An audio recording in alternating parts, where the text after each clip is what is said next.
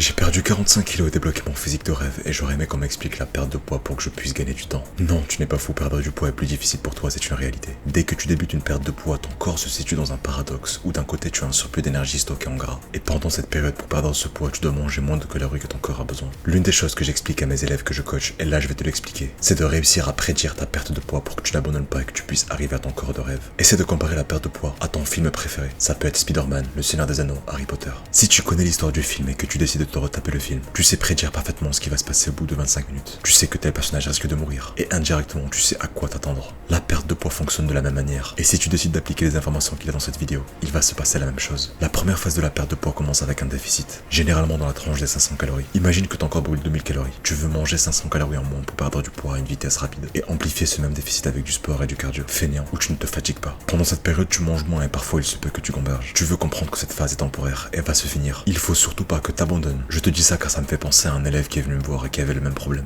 Et une fois que je l'ai mis sous mon aide, on a pu survivre cette première phase et passer à la seconde étape, qui est le fait d'augmenter tes calories stratégiquement pour te permettre de récupérer en énergie et santé mentale. Pendant cette phase, tu veux augmenter tes calories généralement de 500. Du coup, imaginons que tu manges 2000 calories, tu passes à 2500 temporairement, jusqu'à que ton énergie remonte. Pendant cette période, encore une fois, la plupart des gens gambergent car tu as ce sentiment de manger beaucoup. Et l'effet placebo te fera croire que tu vas reprendre du poids. Alors qu'en réalité, c'est un mécanisme que le corps a besoin. Encore une fois, j'ai quelques élèves qui passent par là. Et l'une des choses que j'aime leur faire comprendre, c'est que c'est une phase temporaire et que tu ne vas pas prendre de poids. Et qu'après cette phase, tu as l'avant-dernière phase, qui est le fait de commencer un dernier déficit, où tu manges encore une fois 500 calories de moins que ton corps a besoin pour arriver à tes objectifs. C'est honnêtement la meilleure phase, car tu vois en temps réel tes progrès être révélés, tes veines qui apparaissent, tes abdos qui commencent à sortir, ta mâchoire qui devient carrée. Et le pire, c'est qu'à la fin, le corps t'accorde un cadeau, où tu passes littéralement d'une phase où tu manges moins, à une phase où tu peux te permettre de manger jusqu'à 3000 calories parfois plus, tout en gardant un physique qui te plaît. Et là, généralement, tes proches te disent que t'as de la chance car t'as un métabolisme rapide, alors qu'en réalité, t'as juste tenu cette phase temporaire qui est la perte de poids, et t'es libre et tu peux enfin profiter de la vie. C'est l'une des meilleures sensations à voir sur mes élèves en général. Si tu abandonnes pas, il va se passer la même chose pour toi. J'ai confiance en toi, abandonne pas, je te dis ciao à la prochaine.